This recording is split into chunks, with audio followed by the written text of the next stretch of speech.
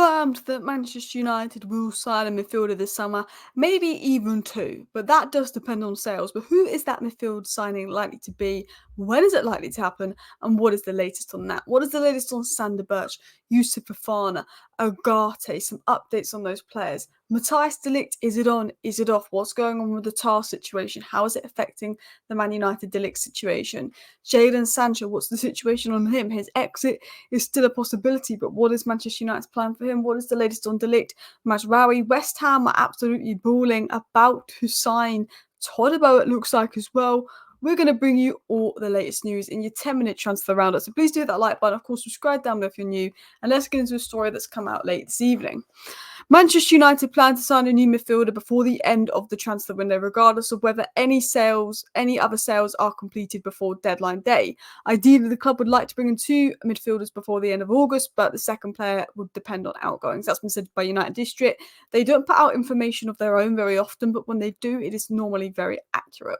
And they're saying, even if we don't sell anyone, we will bring in a midfielder. We know that we have a little bit of money remaining, even if we don't sell.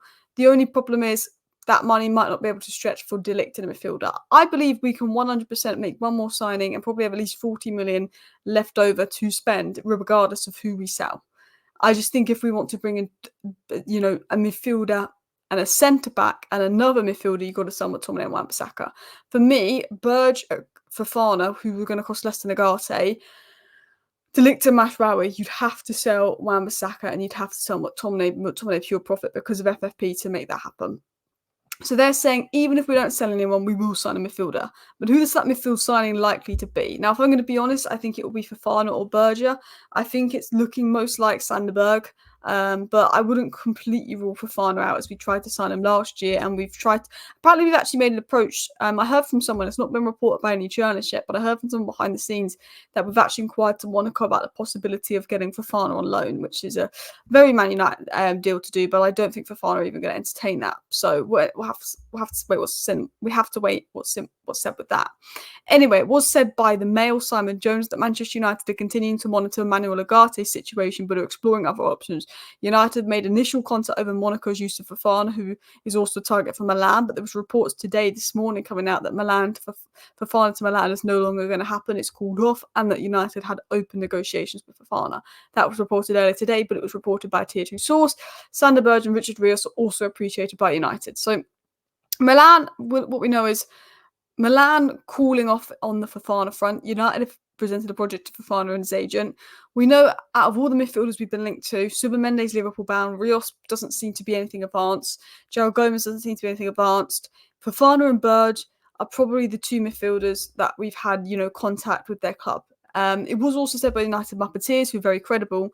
There are some indications from people around Sander Berge that his potential transfer to Manchester United is moving forward. We had the very credible Laurie Whitwell say that we've had actually talks with Burnley about it, and Duncan Castles, who's very clued on at the moment with certain sources, also say really good stuff about Berge. So the most reliable journalists have linked us to Berge, but we've also been quite reliably linked to Fofana, and there has been an approach for Fofana. But in this last week, the most reliable journalists have linked us to Berge, so it's no surprise the United Marketeers are saying that we're potentially moving ahead with Sander Berge, and people around him indicate a move could happen. He obviously is probably going to push for the move. Going to Burnley to United, he's definitely going to push for the move. We also considered Atalanta midfielder Edison, but as far as I'm aware, I think Tottenham also inquired about him, but Atalanta were we're not selling him. And then Manchester United are still interested in Ugarte, but not at the price being quoted at PSG. United are aware PSG want to do business, having signed Jan Neves from Benfica for 50 million. Ugarte is keen on a move to United. So again, we are still keen on Ugarte, but for that deal to happen, they'd have to lower the Ugarte fee. On Sander Berge, this was said earlier today that Sander Berge has said yes to joining United, and a tempting bid is being prepared. United are paying a bid worth 25 million for Berge, and the figure of 25 million would be inclusive of add-ons as part of the deal. So it could be a 20 million deal going to 25 million add-ons, which could be United's equivalent of how Liverpool signed Endo, and then Liverpool are going all out for Subermende this season. When they signed Endo last season, we could get Berge, and then next season maybe an Adam Wharton or maybe an Angelo Stiller, whoever it is, we could go all out for next season. Now, this is a comparison of Sander. This is a comparison of Sander, Berge, and Agate. And to be honest, you might be guessing which one's which, but Agate is the pink. Defensively off the ball, Agate is better than Sander Berge, but Sander Berge is the blue. And when you look at in possession statistics, key passes, forward passes, carrying, and duels, Sander Berge beats Agate. And considering we need someone that is decent off the ball and a decent duel winner, Sander Berge does beat Agate at that, but defensive actions, Agate is someone that, is a bit of a defensive monster. Now, if you actually compare them with my number one midfield target, Youssouf Fofana, you can see that while Youssouf Fofana is a lot more all-round, and while Youssouf Fofana is predominantly an 8 that can play 6, I still think that for me, if I was going to sign a midfielder, it would be Fofana. The midfielder I would sign is Fofana. He's my first choice, if I'm going to be honest. If we could get him and Sander Berge, which is going to cost us less than Agate, I'm all for that, because that can actually give us depth. Berge and Fofana can play as a 6. Maino and Mount can play as an 8. Mount and Bruno can play as a 10. Fofana can also play as an 8 if need be. But you can see that Fofana all round is better than those players. But obviously metrics is quite difficult to compare players, because if you play for a more possession-based side, your possession-based statistics are normally better, although in the case of Agate, he's not a possession player. So that's an all-round comparison of the players. So everyone's been sort of sniffing their nose up at Sander Berge, and I get that he's played for Burnley and been relegated, and played for Sheffield United and been relegated, but the last time Man United signed a defensive midfielder from a relegated side was Roy Keane in 1993. When Nottingham Forest got relegated, they finished rock bottom. They were the worst team in the league. We went and signed Roy Keane when they were the worst team in the league. Michael Carrick, in his early days, got relegated. If you look at our two best defensive midfielders in recent times, Roy Keane and Michael Carrick, both of which have been relegated. So has Sander Berge. Liverpool went and signed Robertson off the back of him getting relegated, and Robertson became one of the best left-backs in the world under Liverpool. I'm not saying Sander Berge is going to be Roy Keane level, Michael Carrick level, or a Robertson-type signing, but I think just because he's been relegated doesn't make it a bad signing. He is better than Agate on the ball. He's not my pick, but I can understand us doing that to have the funds to maybe get De Ligt on top of him, or get another midfielder on top of him, or go all out for a midfielder next summer. Now, what you get in Sander Berge is a very good ball carrier. He's very good in possession. Out of possession, Agate is better. Out of possession issues were a bigger problem in midfield, and I get why people want Agate. But if we get Sander Berge, I honestly think, don't be negative about it. I think it's a better deal than people think. If we end up spending 30 million on him and giving him 100k a week, then we've overpaid and we're being silly. But for the right price, for the right wages, it's not a bad deal to do, because he's very good in the first phase of play, very comfortable on the ball, very strong at receiving the ball, very two-footed, very good in possession, better than Agate in possession, can receive the ball in the half turn, and is very press resistant and will help him build up. I think he's 6'4". He improves the physical flooring of the squad. Someone that is 6'4", someone that can defend the wide channels, is a lot more mobile than people give him credit for. He can also boost the physicality of midfield. There is questions about out of possession. He is good defensively, but he's not like an Agate ball-winning monster, which I think we probably need to unlock Maino and Bruno. But there's no doubt in my mind that I think he can be a good signing for us and do the job. And I also think at the end of the day, and I said this when INEOS came in, they've got Ashworth, they've got Wilcox, they've got Barada, they've got Vivel.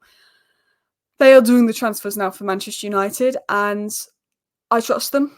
Berge is not someone that I would have put in my top 5 DMs that are under 40 million for United to sign, but I trust our recruitment team. It's not Murta, it's not Arnold, it's not Woodward. I trust our recruitment team, and if they believe this is a good fit, then I'm going to trust them on that, and I'm going to trust it to be a good signing. In regards to De Ligt, there's a lot of mixed reports on De Ligt. We had Kicker come out saying Bayern Munich have decided not to sign Jonathan Tah regardless of De Ligt's departure. And then 10 minutes later, Bild, who are a little bit more reliable, came out and said Jonathan Tah to Bayern Munich is not off yet. Bayern's management is still keen to sign Tah if De Ligt leaves the club. Now, if you watched my live show earlier today, I said that Leverkusen had set a deadline for Bayern regarding the transfer of Jonathan Tah, which expires at 11:59 p.m. today, which is probably when the video will come out, and, well, just after. And Leverkusen want planning security.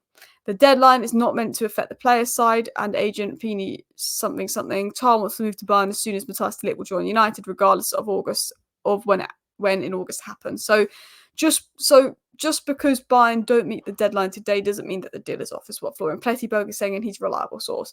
I expect because of this now extended pressure on Bayern and Tah pushing for the move, this may prompt Bayern and Man United into negotiations. De Ligt has been dragging on for 6 weeks now.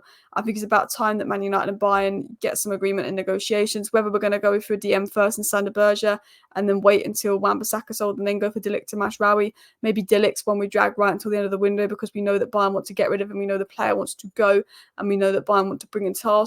so the buy lower the fee. I'm not sure. I mean, I think De Ligt's available for a good price. If I'm INEOS, I just hurry up and pay the money. But maybe they've just got to be smart because of the lack of sales. They've got to get De Ligt for a certain price to make sure we can bring in a midfielder on top of that. Maybe that's the possibility. In terms of Sancho, we won't sign an attacker unless Sancho goes. And that's been said by Ramon on Sancho that Sancho is 100% part of the team and the situation is okay with Eric Ten Hag in the club. However, if an important proposal arrives, Manchester United will be open to sell Sancho. The situation remains open. And West Ham have not only signed Fulkrug, they've not only signed Somerville, they've not only signed Guido Rodriguez, they might be signing some more players. They might be going out there and signing Todibo. West Ham are cooking this window. Do not rule West Ham out. They mean business as well. And when you actually look at it, I tell you what, they're winning the transfer window, West Ham. Absolutely winning the transfer window. But listen, people, please hit that like button. Of course, subscribe down below if you're new. Thank you for watching. Bye.